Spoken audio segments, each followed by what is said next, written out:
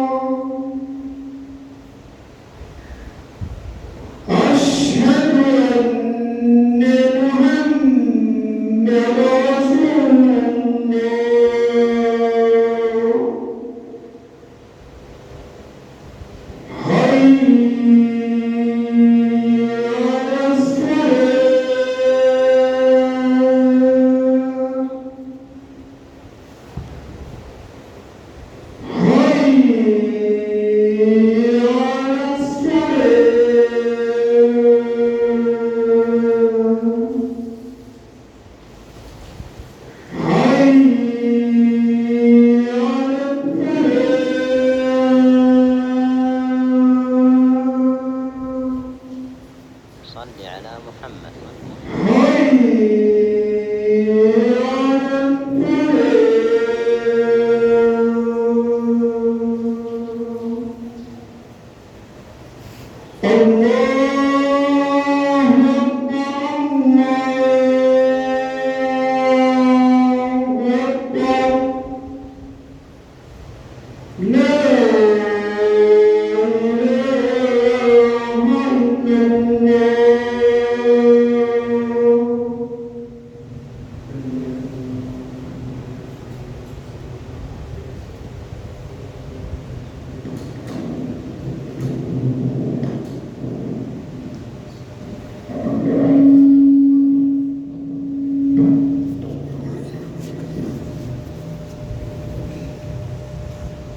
إن الحمد لله نحمده ونستعينه ونستغفره ونعوذ بالله من شرور أنفسنا ومن سيئات أعمالنا. من يهد الله فلا مضل له ومن يضلل فلا هادي له،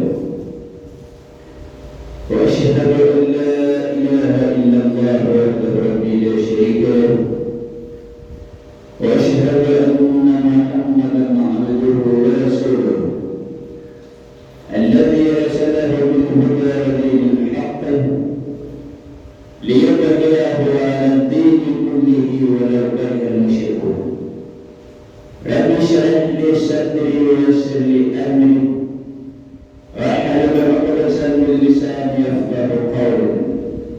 أما بعد، أولا أوصيكم بنفسي بتقوى الله عز وجل وطاعته في علاه. فيا أيها الأحباب الرسول صلى الله عليه وسلم، أما العنوان لتفتح من يومه ثم لتسألن يومئذ عن النعيم. أولا قد ثبتكم به الله سبحانه وتعالى نقول لك يا رحمة زيادة بذكر ونمتم محمد صلى الله عليه وسلم. أما نقول kumshukuru Allah subhanahu wa ta'ala kwa sababu yeye ndio mwezeshaji wa kutuneemesha neema mbalimbali, lakini pia nawapa anaoondoshea neema mbalimbali. Huyo ndio Allah tabaraka wa taala.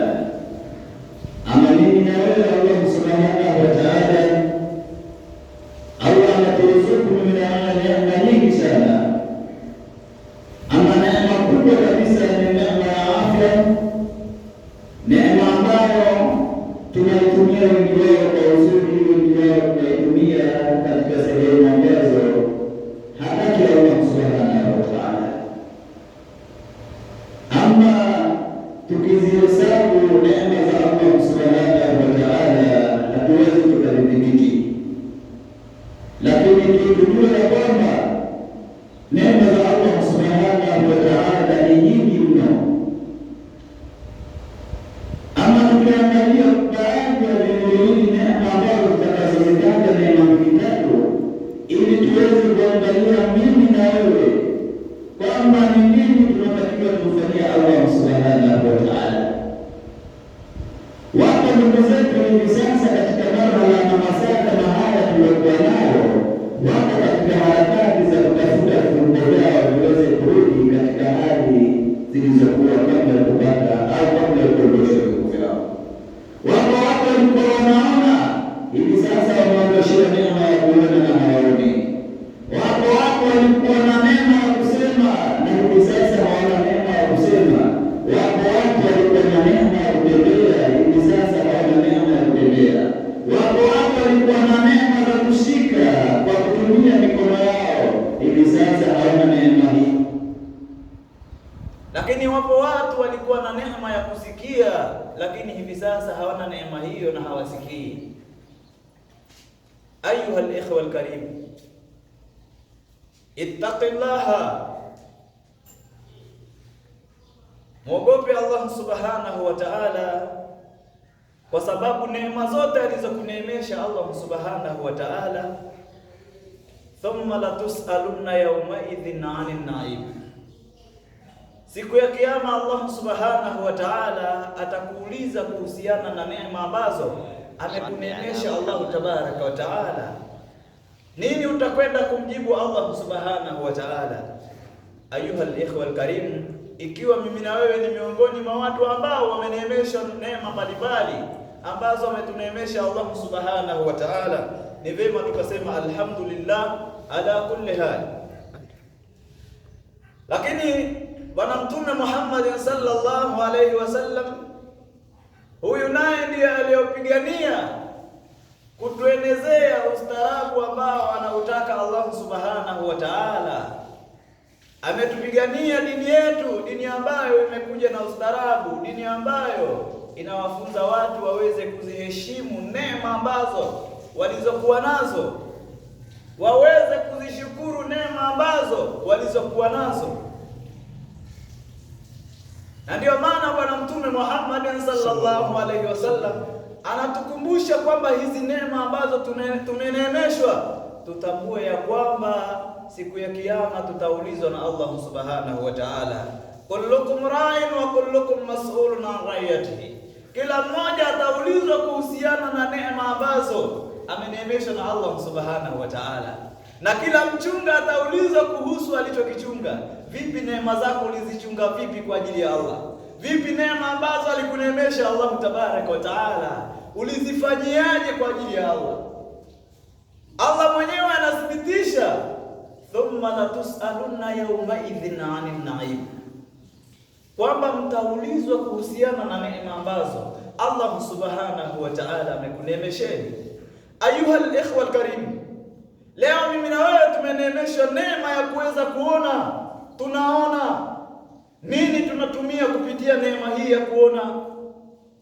Nini tunakifanya kupitia neema ambayo Allah subhanahu wa ta'ala ametuneemesha, na hatulipi senti wala hatulipi dakika, tunaona bure. Na si hivyo tu, kupitia nuru ya macho ambayo ametuneemesha Allah subhanahu wa ta'ala, ndipo tunapata kufanya mambo yetu, ndipo tunapata kushughulika na mambo yetu kupitia nuru ya macho ambayo ametuneemesha Allah tabaraka wa ta'ala. Vipi mimi na wewe hivi leo hatuko tayari nuru ile kuitumikia katika kuangalia maneno na kuyasoma maneno ya Allah tabaraka wa ta'ala? Vipi neema hiyo tulokuwa nayo mimi na wewe hatuishughulikii katika sehemu ya kutizama yale ambayo ameyaruhusu Allah tabaraka wa ta'ala tuyatizame? Lakini si hivyo tu, katika neema ambazo zinampumbaza mwanadamu, katika neema ambazo ambazo zitamfanya mwanadamu aweze kuingia motoni, aweze kuepukana na zile neema ambazo lao angelifanya kupitia neema hiyo, bimaana angeweza kuingia peponi, na lao angelitumia neema hiyo vibaya, basi moja kwa moja motoni. Nayo ni neema ya ulimi. Mdomo tuliokuwa nao, ndugu zangu, ni silaha kubwa. Hakuna silaha inayomuumiza mtu kama silaha ya ulimi, kwamba mtu anasema yuko tayari kupigwa kibao, lakini hayuko tayari kusimangwa au kusemwa. Ni kuonesha kusemwa ni kubaya sana, kusemwa ni kubaya sana, kwamba ulimi ni mbaya sana. Hata kwenye kuua wanasema ni bora ukakatwa na upanga kuliko kuuawa kwa maneno, kwamba maneno yanauma lakini yanajirudia rudia. Sasa ni bora mtu akakuua kupitia upanga, lakini sio kwa kusema kwa maneno, au sio kusemezwa kwa maneno. Na ndiyo maana hata siku moja Bwana Mtume Muhammad sallallahu alaihi wasallam aliwauliza, hivi mnajua kitu kibaya zaidi baadhi yenu mnachokifanya? Maswahaba wakasema hapana. Wakasema, nyinyi, ipo baadhi yenu nyinyi mkikaa mko tayari kuwasema wenzenu. Hivi lau mngelikuwa ile neema mnayoitumia kuwasema wenzenu ingelikuwa ni neema mnaelekezana katika sehemu ya kufanya ibada, mngepata fadhila ngapi?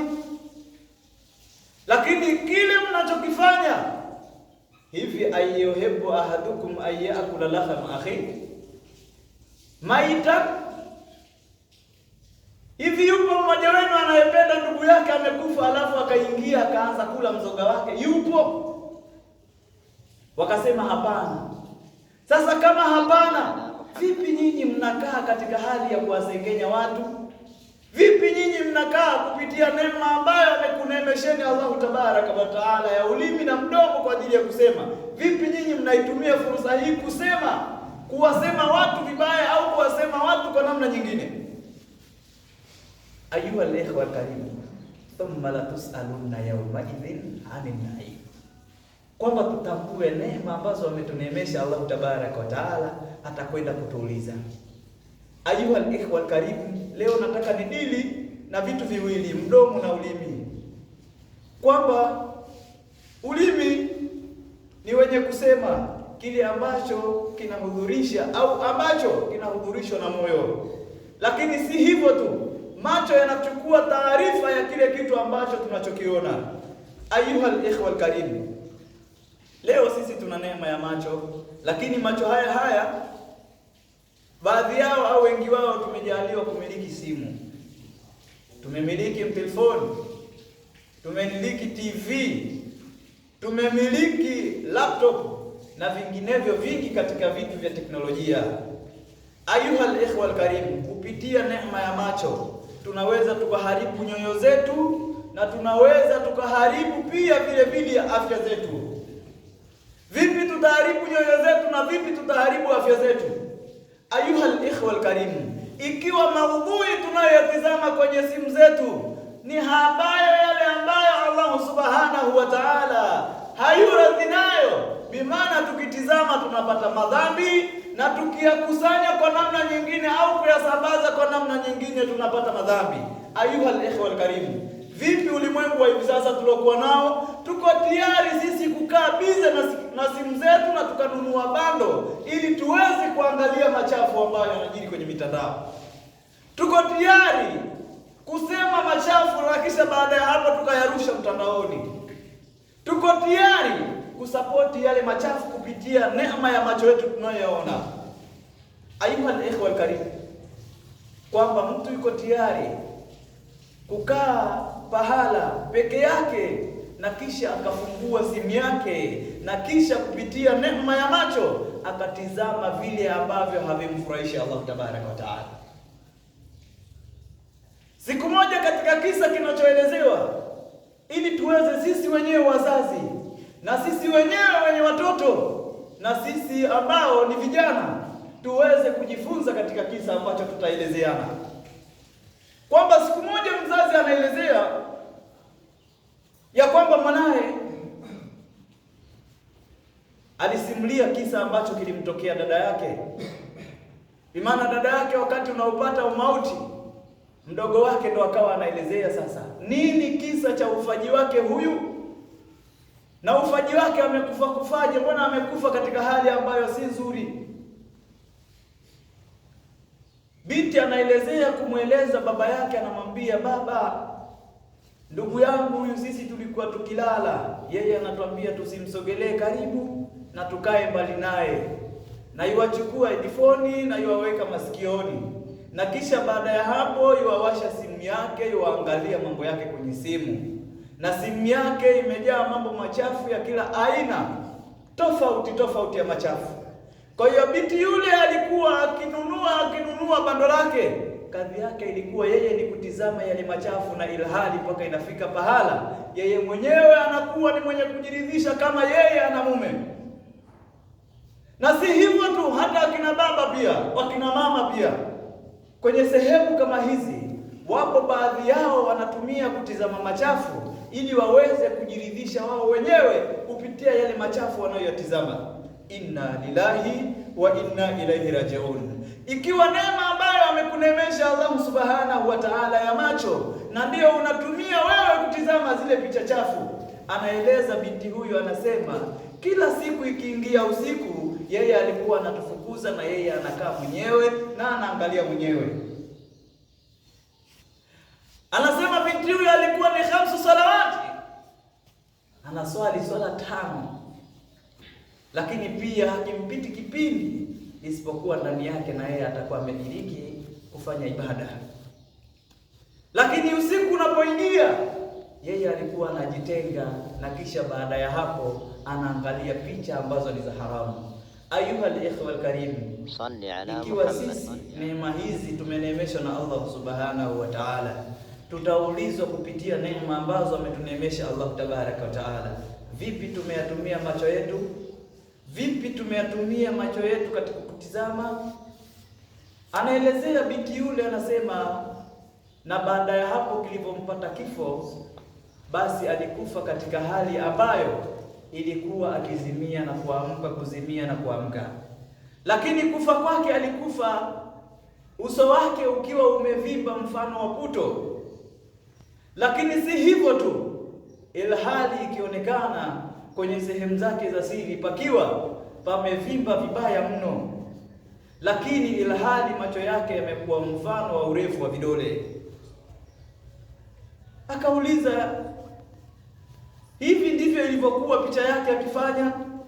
Akasema ndiyo. Sasa kama picha ilikuwa imekwenda hivyo, ndugu zangu, ni sisi ambao tunatumia vitu mbalimbali katika kutizama maasi, hii ikiwezekana au kuchukua ni picha ambayo inatufunza kwamba sio kifo kizuri. Ikiwa kama kufa kwako unakufa kwa namna ambayo inasikitisha watu, inawaacha watu katika hali ya kunyanyua midomo wazi, ni kuonesha umeondoka katika hali ambayo ni mbaya katika maisha ya kiulimwengu. Na vipi tutapata mwisho uliokuwa mzuri ikiwa kama matendo yetu ndiyo haya? Hivi sasa zimekuwa hata ndoa ni chache, hakuna ndoa. Vijana wako tayari, kila mmoja anasema ni bora nikabaki bachelor. Unapobaki bachelor na ilhali wewe umebalighi, nini unafanya? Ayuha ikhwa, nini unafanya? Mtu yuko tayari kusema hapana, bora mimi nibaki hivi nisiolewe. Vipi ilhali kuna haja zako unatakiwa ukidhiwe wewe? Unabakije bachelor ilhali mtu anakuja anakuambia mimi nataka nikuchumbie au mimi nataka nioe,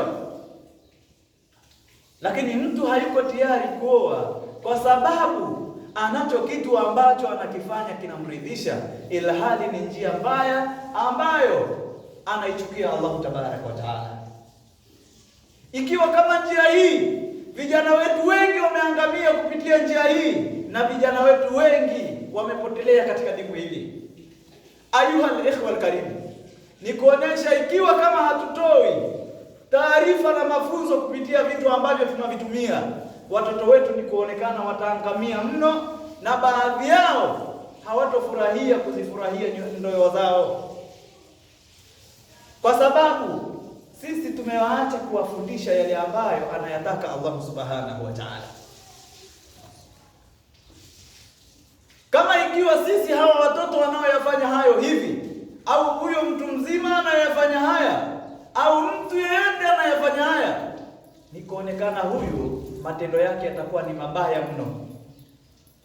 Matendo yake ni mabaya mno. Hakuna kitu ambacho atakifanya kiwe ni kizuri, isipokuwa ndani yake anachokifanya ni kumuudhi Allah subhanahu wa ta'ala, na ukaribu wake uko karibu na shaitani, kwa sababu kile kitu hawezi kukikurubia kwenda kukitizama, isipokuwa ndani yake atakuwa ameathirika na athari ambayo ni ya kutizama zile picha chafu. Na akiwa ameathirika kupitia kitu kile, ni kuonesha moyo umeelemea kwenye maasi. Amma al-maasi fi yawmil ula, katika maasi ya siku ya kwanza kuingia katika ndani ya moyo ni sawasawa na vile nguo nyeupe inapoingia doa la kwanza, kwamba doa likiingia moja, kadri utakavyoendelea kutizama zile picha, ni kuonekana moyo nao unaendelea kuchafuka, kama ile nguo nyeupe inavyoendelea kuchafuka kupitia matope au kupitia vitu mbalimbali vinavyochafua nguo. Sasa itafika pahala kama moyo umeelemea kwenye machafu, bimaana moyo wake kusafika itakuwa ni ngumu mtu huyu, kwa sababu moyo utakuwa umeingia sasa kutu, umeingia kutu na umeathirika kupitia yale maasi. Kwa hiyo hawezi akasikia kitu chochote, hawezi akaambiwa kitu chochote na akabadilika, isipokuwa sasa yeye mwenyewe akijitambua kwamba haya ninayoyafanya hayamridhishi Allahu tabaraka wa taala, kwamba sasa natakiwa mimi ni mwanadamu, kwamba haya nilokuwa nikiyafanya nimetambua leo si yenye kumfurahisha Allahu tabaraka wa taala, na mimi ninatarajia kupata mazuri yaliokuwa mazuri mbele za Allah subhanahu wa taala. Kwa hiyo nitakapoacha natarajia malipo kwa Allah subhanahu wa ta'ala. Na Allah subhanahu wa ta'ala, inna Allah la yughayyiru biqaumin hatta yughayyiru bima fi anfusikum. Allah subhanahu wa ta'ala hambadilishi mja isipokuwa mja mwenyewe abadilike kupitia nafsi yake mwenyewe. Atakapobadilika Allah subhanahu wa ta'ala, ndipo pale atakapotia wepesi katika kile ambacho amebadilika na kuelekea kule ambapo ameelekea. Basi kama atakuwa ametoka kwenye njia mbaya na akaelekea njia nzuri ambayo anaifurahia Allah tabaraka wa taala, basi Mwenyezi Mungu anamuongoza kule ambapo mja wake ameongoka. Ayuha al-ikhwa al-karim, nirudi ndugu zangu Waislamu katika imani, niwahusie ya kwamba sisi tunavyo vizazi, na haya yote tunayoyasema ni athari ambazo zinatokamana na vijana, lakini pia zinawaathiri sana. Ikiwa kama zinawaathiri sana, vipi sisi wazazi tumesimama kama kipengele gani katika kuwahusia watoto wetu? Ikiwa hao watoto siku ya kiyama sisi watatushtakia kwa Allah tabaraka wa taala, nini tutakuwa na cha kumjibu Allah tabaraka wa taala? Ikiwa watoto wao hivi sasa wanajiongoza namna wanavyotaka, na wewe mzazi unamwachilia mwanao ajiongoze vile anavyotaka, tambua siku ya kiyama atakuja huyo mwanae. Hivi sasa unamwachia anarukaruka, hivi sasa unamwachia anajifurahisha vile anavyotaka, hivi sasa unamwachia anafanya yale atakayo. Atakuja siku ya kiyama kukushtakia kwa Allah tabaraka wa taala akisema, rabbana udhulana hakana min hadha ar-rajul, ya Rabbi nichukulia haki zangu kwa mtu huyo. Hautoitwa baba tena, hamna sababu ya kuitwa baba, ni mtu kama watu wengine. Rabbana udhulana hakana min hadha ar-rajul, nichukulia haki zangu kwa mtu huyo. Lam yuallimuna umuru dinina, hakunifundisha mambo mimi yanayohusiana na dini yangu. La angelinihusia Bwana dini yangu au dini yangu namna inavyotaka niwe, basi mimi leo nisingelikuwa kama nilivyokuwa. Mimi leo nisingaliishi yale maisha ambayo nilikuwa nikijiongoza mwenyewe. Hivi sasa unasema mwanae anakushinda na ile hali wewe ndio unamgharamikia. Ile hali wewe ndio unamlisha chakula na nyumbani kwako ndiko anakolala. Na maisha yake wewe ndiyo ambaye unayemwezesha baadhi ya vitu ili aweze kusurvive kwenye maisha yake. Sasa vipi ikiwa wewe ndio umemnunulia hiyo simu na hiyo neema ya macho ndio anatumia kutizamia yale machafu? Vipi ile simu ndio umemnunulia na yeye ndio anajirikodi akiwa anasema matusi, anawatukana watu? Vipi ile simu unayonunulia ndio anafanya yale ambayo anayataka na kuyasambaza katika mitandao? Vipi ile simu unayonunulia ndio binti huyo huyo anakaa chumbani kwake anajirikodi akiwa uchi na anatupia mtandaoni? Vipi hiyo internet unayoiweka nyumbani kwako ya wifi ndio hiyo inafanya kazi ya kusambaza hizo picha chafu katika mitandao?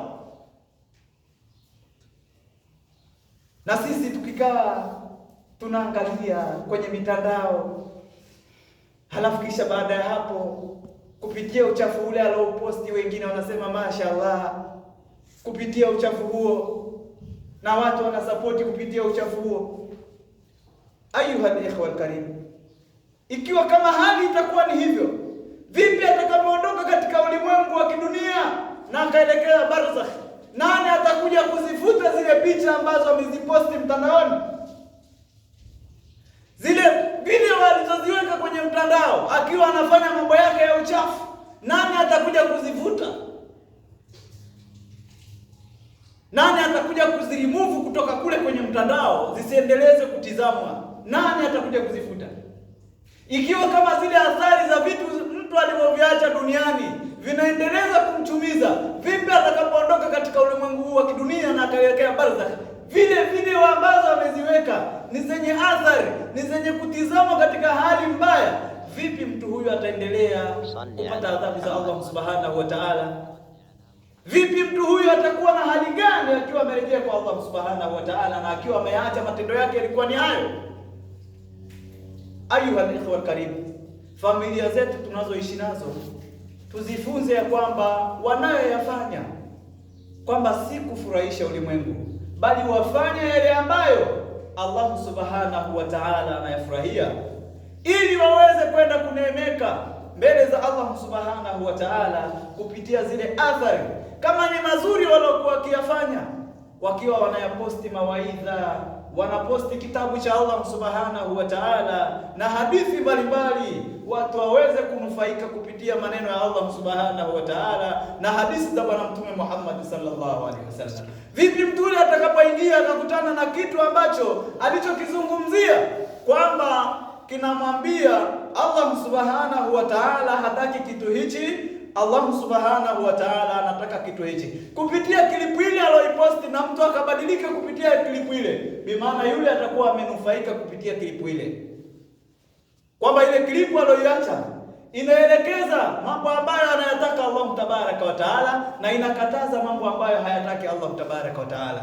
Ikiwa sisi ndo wajazaji wa bando zetu nyumbani, ili vijana wetu waenjoy, ili watoto wetu waenjoy, na sasa hivi alhamdulillah teknolojia imeendelea kukua mpaka zimekuja TV ambazo zinasapoti wifi. Vipi kupitia wifi zile zinazosapoti TV zetu nyumbani, na sisi ilhali sisi ni waondokaji, vipi tunawaachia wasia gani familia zetu nyumbani kupitia video zile wanazotizama nyumbani? Ikiwa kama hatuna wasia wowote tunaowaachia kwamba kuhusiana na neema za macho, wachunge macho yao wasitizame vitu ambavyo havimridhishi Allah tabaraka wa taala, sisi akina baba ndio waulizwaji. Sisi ndio waulizaji. Hata kama mama atakuja siku ya kiyama, yeye hatosema jambo lolote, wewe hautokuwa mume wala hautokuwa husband, si utakuwa nani, hautokuwa tena. Atasema tu kauli moja, rabbana hudhulana hakana min hadha rajul, ya rabbi nichukulia haki zangu kwa mtu huyo, lam yuallimuna umuru dinina, hakunifundisha mambo ambayo yanahusiana na dini yangu. Kwa hiyo ikiwa sisi nyumbani ndio familia zetu, tuwahusishe na tuwahusie wasia uliokuwa bora ni kumcha Allah tabaraka wa taala, lakini wazihifadhi na neema ambazo amewaneemesha Allah subhanahu wa taala. Vipofu wanatamani kuona, ili waweze kutuona hata yale maneno ya Allah subhanahu wa ta'ala yameandikwa namna gani. Lakini mimi na wewe, neema hii ya macho hatuitumii katika kutizama yale ambayo Allah subhanahu wa ta'ala anayataka. والله سبحانه وتعالى يقول وبقوله يهتدي المهتدون فإذا قرأت القرآن فاستعذ بالله من الشيطان الرجيم. أعوذ بالله من الشيطان الرجيم. إنا أعطيناك الكوثر فصل لربك وانهر إن شانئك هو الأبتر. بارك الله لي ولكم بالقرآن العظيم ونفعنا وإياكم بما فيه من الآيات والذكر الحكيم وتقبل مني ومنكم تلاوته إنه هو السميع العليم وهو البر الكريم. ادعوا الله وأنتم موقنون بالحجابة.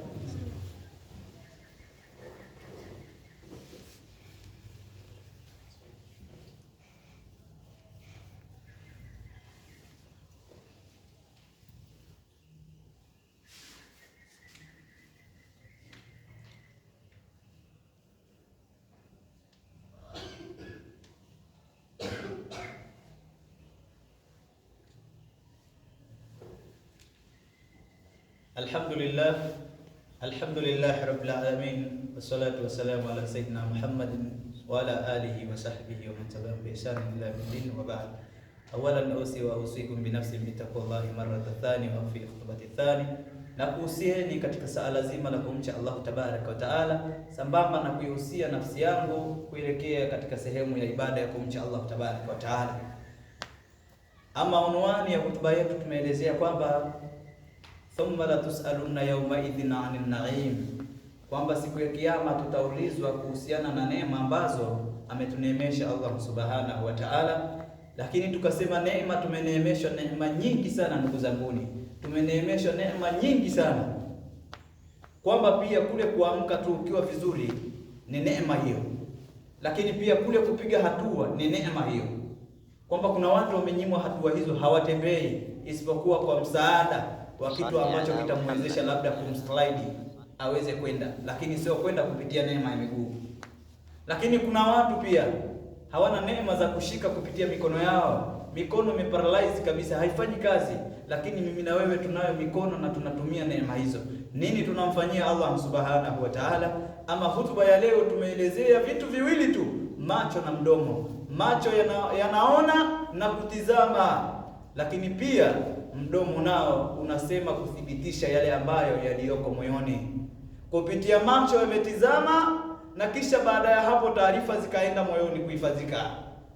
Sasa kama zimehifadhika, kupitia ulimi unasema ambacho kimedhihirishwa kupitia moyo, nini kilichomo moyoni mwake mtu huyo, kwamba ikiwa mtu anapenda kutizama vitu ambavyo vinamchukiza Allah subhanahu wa ta'ala, ndugu zangu, ni ajitahidi kubadilika, kwani neema uliopewa sio ya kutizamia hayo maasi.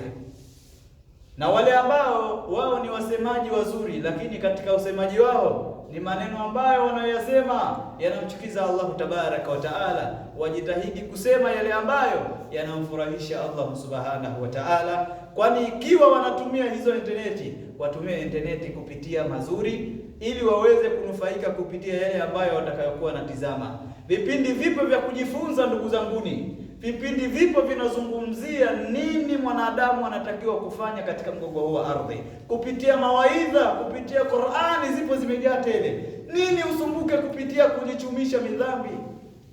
Nini uhangaike kupitia bando lako hilo? Ungeangalia kupitia mawaidha, ungesikiliza Qur'ani, thawabu ngapi umepata? Kupitia 500 yako hiyo hiyo ulionunua bando, ukadownload zako Qur'ani, ukadownload masahafu, ukadownload vitabu, ukajifunza, ungepata mangapi?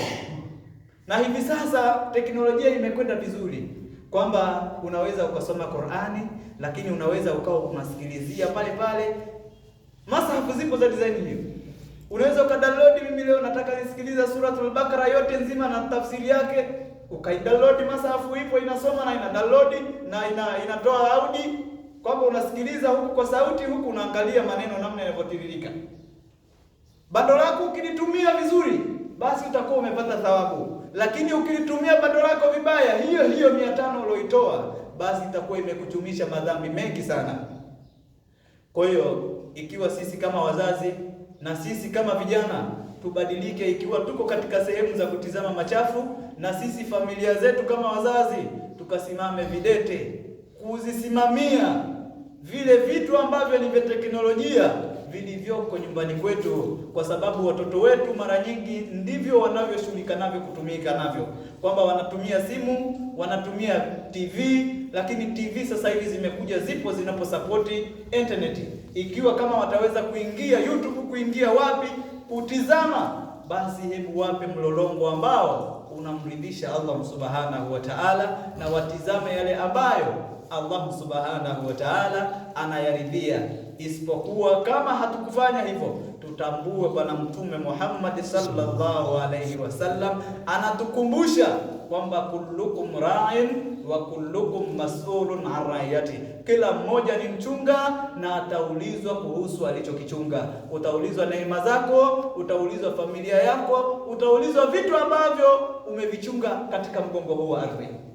Ikiwa kama safari iko hivyo, ni mimi na wewe kila saa tuwe ni wenye kuzihesabu nafsi zetu na kuzihesabu familia zetu, nini wanafanya kwa ajili ya lillah. Inna Allah wa malaikatahu yusalluna alan nabi ya ayyuhalladhina amanu sallu alayhi wa sallimu taslima. Inna Allah wa malaikatahu yusalluna alan nabi ya ayyuhalladhina amanu sallu alayhi wa sallimu taslima. اللهم ارض عن خليفة نبيك على تحقيق سيدنا أبي بكر الصديق وعمر بن الخطاب وعلي وعثمان بن عفان وعلي بن أبي طالب. اللهم اغفر للمؤمنين والمؤمنات والمسلمين والمسلمات الأحياء منهم والأموات. اللهم أرنا الحق حقا وارزقنا اتباعه، وأرنا الباطل باطلا وارزقنا اجتنابه. عباد الله، إن الله يأمر بالعدل والإحسان وإيتاء ذي القربى وينهى عن الفحشاء والمنكر والبغي يعظكم لعلكم تذكرون. فاذكروا الله العظيم يذكركم واشكروه على نعمه يزدكم واسألوه من فضله يعطيكم ولذكر الله أفضل وأجل. وأقم الصلاة.